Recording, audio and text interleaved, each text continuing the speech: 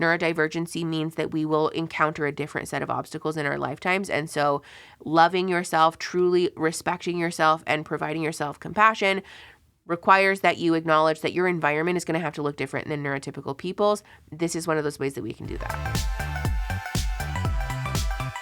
Okay, hi everybody. Thanks for coming back if you've been here before, or hi, welcome if you're new. My name is Mickey. I'm a therapist, and we talk about therapeutic things on this channel. Today, we are talking about ADHD and something that is called emotional flooding. I also have an exciting giveaway in the video later today, so stay tuned for details on that. This, in my opinion, is one of the more under-discussed ADHD symptoms, and I think that's a shame because it's actually really debilitating. It sucks. For those of you that don't know, I'm a therapist and also a human with ADHD, which sucks sometimes. So I talk about that a fair amount on the channel, and I want to talk about emotional flooding today because that also sucks sometimes. So I want to talk about what that is and then also how to deal with it, how to make it better. So if you're new here, also hi, thanks for coming. You should subscribe. Let's get into emotional flooding. So the term flooding, I love it. I did not in fact come up with it. However, Thomas Brown, PhD, is somebody who specializes in ADHD, talks about emotional flooding, and basically describes it as this phenomenon where these emotions can rise up in the brain and take up all of our available space, therefore pushing out all of the other emotions and thoughts and things that are in the brain, which leaves us with this feeling of really strong emotion that can feel really overwhelming. I've described this before on the channel as feeling for me specifically, it happens with anger and frustration, specifically with things that are frustrating from a sensory perspective, like driving, especially if I'm trying to get somewhere fast, and people are not cooperating with that goal, then it's I could crush my steering wheel. I'm so angry. And the feeling is really difficult for me to move past and therefore make rational decisions. Obviously, be safe, drive safely. I make an effort to do that also, but still, where I'm using this as an example to talk to you about how overwhelming and distressing the emotion is. And this is why it's important for us to talk about how to deal with, because the perspective for a lot of people is that ADHD makes you impulsive and woo, and it's especially with the discussion of it on TikTok and things like that is seen, sometimes it's kind of like a quirky, and no, it's actually very debilitating. It's very, very difficult to live with sometimes. And this is one of those things. Okay, real quick, I want to talk to you guys about my friends at Bellesa. My friends at Bellesa and I are actually doing a giveaway where we are giving away free vibrators or free gift cards for vibrators. I'm not kidding. I am very much serious. We are literally giving away stuff for free. And Bellesa has a bunch of wonderful toys. I've talked about them a bunch on the channel before. I'm a big fan. So I want to talk to you about some of their newest and most fun toys so you can see what you can get with your giveaway. Okay, so besides the fact that Bellesa is a by women for women company, they also have a bunch of cool stuff.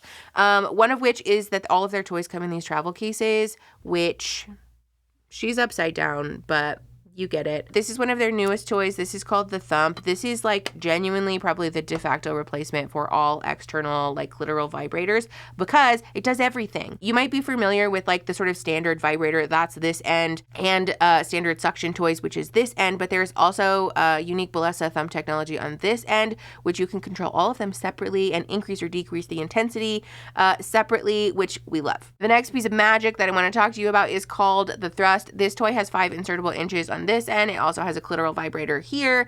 And this thing literally thrusts in real time. I think it's dead, actually, so I can't show you what it looks like. But this thing, trust and believe, this thing is magical. Bellesa actually utilized thousands of pieces of community feedback to make this thing, and it really shows. I love that you have the 5 inches of insertable vibrator here to stimulate the G-spot, and that you're still getting clitoral stimulation on the outside, especially because we've talked about on the channel before, clitoral stimulation is very important for orgasm for people with vulvas. So love, trust, and love in this toy especially. So like I said, my friends at Bellesa and I were doing a giveaway. We're giving you free stuff. So if you want a free vibrator or a free gift card for a vibrator, go click that link in the description. My favorite thing about the giveaway, though, is that everybody wins. So go click that link, win yourself some free self-love, show them some love for showing me some love. Also, thank you very much to Bellesa for sponsoring this week's video. So let's go ahead and hop back in.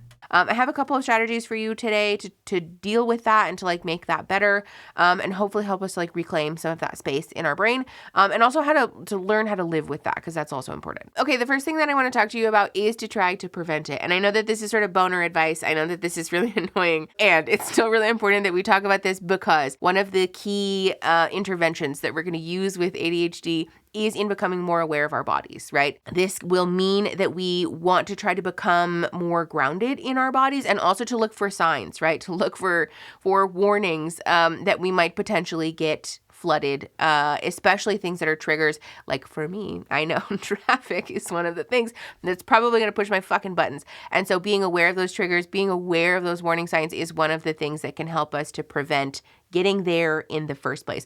That said, the reason I said this is kind of boner advice is because it's annoying. I'm sure some of you who are here are looking for advice about how to deal with it because it's already happening to you. And I think I would be remiss as a clinician, as a professional, if I didn't give you some advice, some encouragement to try to look for those warning signs first, because over time, as we continue to try to flex those skills, it will get easier and easier for us to be in tune with those things and to recognize those triggers and to hopefully then feel less like we're being taken on a ride. I tell my clients all the time, sometimes, especially with emotional flooding, that's because of neurodivergence, it can feel like our emotions are sitting in the driver's seat and we're in the passenger seat being like, I'm like, that's terrible, right?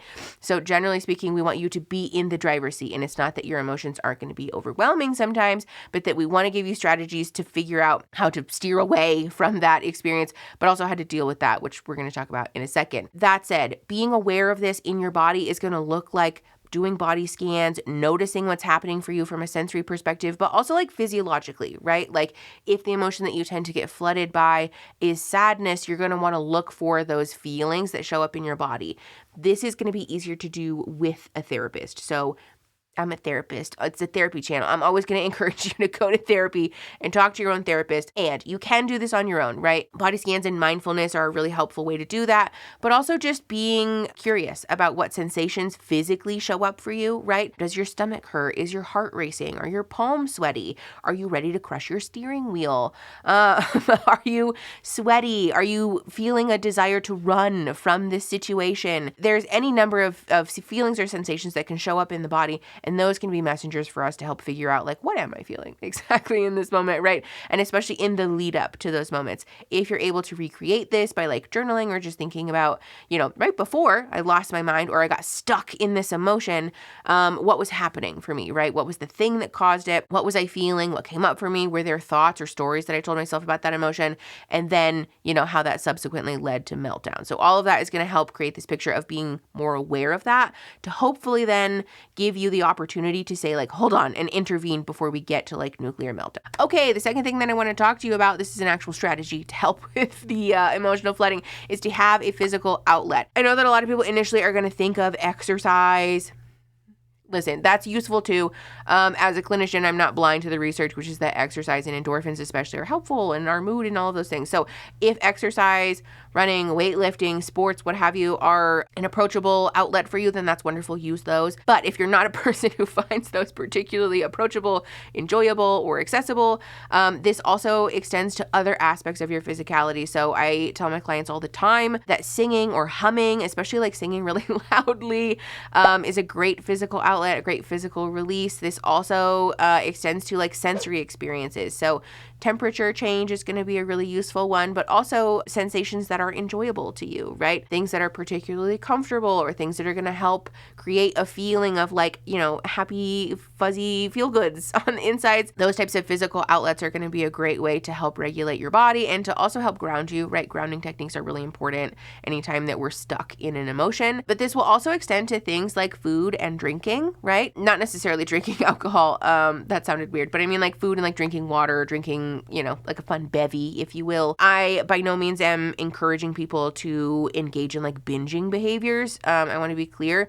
but the research is very clear that especially with eating, it's a way that our bodies find safety, right? Or it helps to inform our bodies that we are safe. And so especially if you're finding yourself stuck in an emotion, incorporating some type of physical outlet is going to do a lot in helping you to process that and helping to interrupt that feeling of being stuck in it, especially for those of us who find ourselves feeling like, well, great, now I'm fucking upset and like I'm gonna stay there, I'm gonna live there, right? Eating, drinking, running, singing, humming, rolling around on the floor, whatever physical outlet is approachable to you, all of that is going to help to interrupt that process and again, create some space, because ultimately what we want to do is to help you not feel stuck and feel like you can't leave that space, but also to help you process that emotion, right? Those emotions are a messenger, right? I tell my clients all the time, emotions are not your enemy. Emotions are a messenger for you about a part of you that needs attention right now, a part of you that needs care and compassion right now. So creating that physical outlet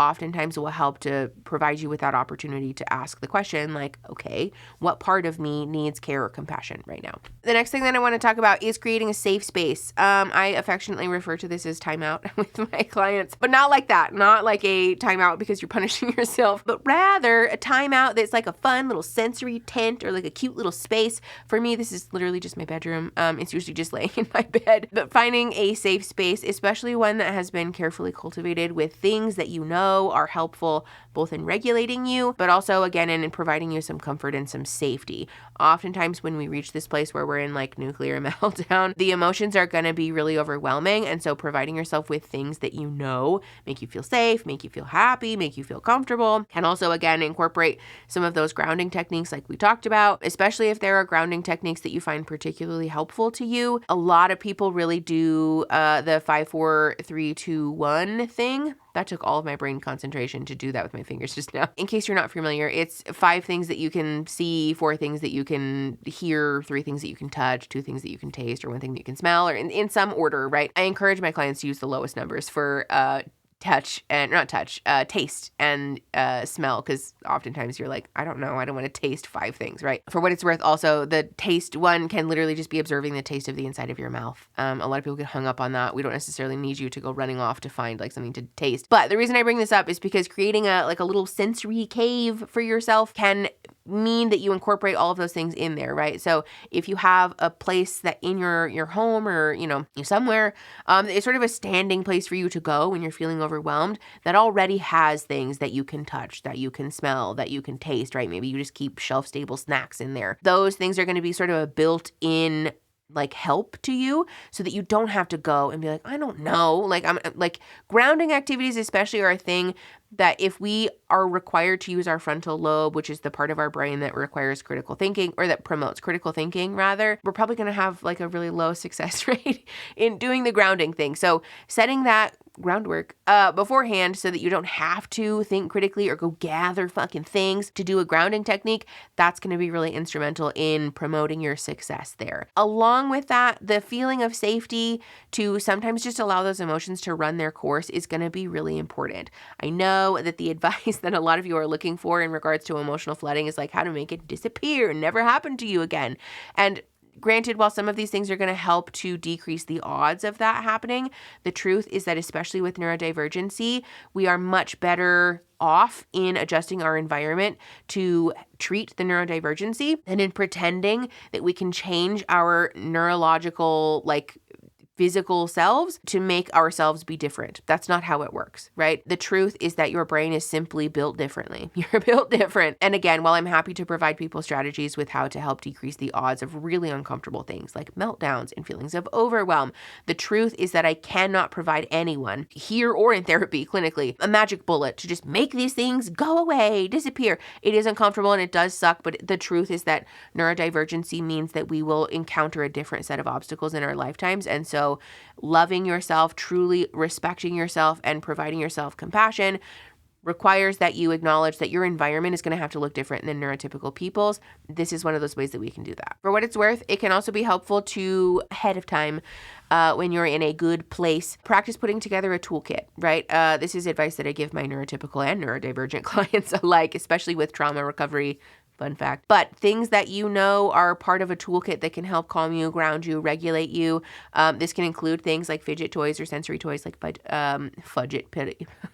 fidget putty, other types of stim things that are going to be helpful in that regard, but also maybe like positive affirmations, music that you enjoy, or some kind of like audio stimulation that you enjoy, right? Other things that are going to be helpful to you in that regard, putting those things in a literal physical toolkit or a proverbial figurative one, that's going to be helpful in regards to creating this safe space for you as well. The last thing that I want to talk about is creating an understanding between you and your safe people. And I know this might not be super accessible to all people depending on whether you live with a partner who loves and understands you, for example, versus living with family that might not understand neurodivergence. And so this is not necessarily accessible to all people. And making an effort to create that understanding with your safe people, even if it is like your friends digitally, right, can go a long way in helping to promote that feeling of safety and also, again, to give you sometimes the space that you need to allow those emotions to run their course. Along with that, I want to encourage you to create a open line of communication between you and your safe people, especially about your emotional thresholds, right, and like where you're at emotionally. Sometimes it can be difficult to communicate verbally where we're at, and so creating the understanding of what your thresholds are, meaning like, where's the line for you, right? Like at what point are you starting to feel like nuclear meltdown? And at what point are you still able to sort of like bring it back in to calming yourself down or not being stuck in those emotions, but still requiring some space, right? Like that line, like where that, what's the word? Neurodivergence is a spectrum. That spectrum, Jesus, what that spectrum looks like for you. Again, communicating that ahead of time is going to be pretty instrumental in not just your partner understanding like what the fuck is going on, but you receiving the support that you need, right? And this is also going to include things like an understanding of what's actually helpful to you, right? I know when I'm emotionally flooded, like when I'm really overwhelmed with a feeling of sadness, for example, I don't need anybody to silver lining my bullshit. It's actually going to make me really upset, like even more upset, especially because my little brain will find all of the reasons that your reassurance is wrong. And so what I actually need is just somebody to be with me and not to say like, oh no, you're right, your life sucks, right? Like I don't need that. But what I need is for somebody to be present with me and really just like witness how I'm feeling and tell me that it's okay to feel that way in this moment, right? That I'm not being dramatic, that I'm not being a baby, that it is in fact human and okay for me to feel these things, and that that person loves me regardless, right? And so Aaron, my husband, and I, we've done a lot of work around me communicating what it is that I need in those moments. And Aaron has done a lot of work in suppressing his like writing reflex to be able to honor that in that moment, that's what I need. And that's also what's going to help me work through those emotions rather than to feel stuck in them. So have those conversations with your safe people. Figure out what is it that I need actually, and how can I communicate that to the people who are going to be there to support me. Along with this, I suppose I probably should have told you this first. Don't be afraid to ask for support. It's very important. As a neurodivergent person who will be flooded sometimes with emotion, you will need support in those moments because again, when our brain is emotionally flooded, it's pushed out all of the other stuff that is normally happening up there. And so you're not operating from a place that you normally would. And that's okay. That's not your fault. It's not a sign of a moral failing or that you don't care or that you're not trying. It is simply the way that your brain is wired. It is simply a byproduct of the fact that neurodivergence means that our brain will function differently in these moments. And that's okay. So ask for the support that you need. Please don't be afraid to tell people. Again, ideally beforehand, but in the moment too, it's okay to communicate and sometimes communicate imperfectly. Like, I don't know, I'm overwhelmed. Like, I need help right now, or I don't know what I need, right? But can you hold my hand right now? Or can you give me some space, right? Sometimes this is very true for neurodivergent people, especially those of us that are Gold Star students or who grew up being like the perfectionist, like family healer, golden child person. You might struggle with having people witness you be a mess. And so maybe what you need is space, right? Maybe what you need is to not be observed in your mess. And that's a perfectly valid need too, right? And maybe not being observed in your mess is helpful while you're overwhelmed, but what you do need is for somebody to reach out for you and to say, hey, I'm still here for you though, right? Like, I know that you don't want me to see this, but I'll text you in 30 minutes and see, like, can I come into the room with you, or can I get on FaceTime with you, or can I call you, or, you know, can we meet up for coffee, or whatever that looks like, right? Maybe what that means is just somebody not abandoning you or feeling like someone is abandoning you in those moments. So get clear about what that support looks like, and please don't be afraid to ask for it because it's important, and also you deserve that. You're a person. Okay, my last little tidbit for this is that I also want to encourage you to set boundaries around your capacity. This is a hard pill for a lot of us to swallow, especially because ADHD will allow us to sometimes extend beyond what is actually a reasonable limit for our brains, especially for those of us who are doing the like hyper-focusing thing, right? Where like maybe we're writing a whole thesis in one day, and that's like technically possible, right? But generally speaking, not a great practice. And while it is sometimes necessary, it's not generally a thing that we want to encourage you to be doing all the time. So I want to encourage you to set limits around your capacity, both with yourself and with other people, especially again, for those of us who are uncomfortable in being observed in our mess. We might not feel comfortable in asking for support yet. And so The folks that you're in relationship with might not know that after you're done hanging out with them, that you're so overstimulated that you go home and you get emotionally flooded because one thing sets you off, right? The thing that you really, really, really fucking wanted to eat for dinner isn't there, and that's it. It's all over. You've had it, and that's a very normal thing. That's a really common trigger for people to have, but especially when we're not sleeping enough, when we're undernourishing our body, when we're not hydrated, when we're overstimulated, and when we have overextended past our social capacity. So when we're doing all of these things to ourselves and our bodies and our brains, we're much more likely to experience these symptoms where we're like, wow, that was really overwhelming and like really scary and it didn't feel good. So get clear about what your capacity is. While you might be technically able to extend past that, it might not be wise for you to do so. And so practice honoring that within yourself. But again, I really want to encourage you to practice communicating that to your safe people as well. I know that emotional flooding is really overwhelming. So if you're going through that, I would assume you are at some point in time. If you're watching this video, please know that I'm sending big love to you. Please know that this is not a thing, again, that's a reflection of a poor moral fiber on your part. It doesn't make you wrong or bad. It is simply a byproduct of being neurodivergent sometimes, and that it will very much get better with like practicing, first of all, the preventative stuff that we talked about, and especially in providing yourself the resources that you need in those moments. And I think especially I want to encourage you to normalize this with yourself and with your friends, your loved ones, because like I said, emotional flooding is something that's really, really common with ADHD, but it's really under discussed. It's not even in the diagnostic criteria for ADHD. It's so under discussed. So please know that you are in good company. You are very seen and very heard, especially here. In case you're new here, this is a channel of a bunch of neurodivergent and also queer and very leftist weirdos. So we love you and would love to have you. Oh, also, yeah, if you want to join the channel memberships or the Patreon, we have a Discord server where we like chit chat about all of these things. And it's a very validating and wholesome and wonderful place to be. So if you're seeking community, that's also a wonderful resource. But regardless, love you the most. Thank you for watching this video. If you guys like the video, you can subscribe. We talk about this and pop culture stuff, so I'd love to have you stay. And then share the video to help the channel grow and to help each other grow. And I will see you guys next Saturday. Okay.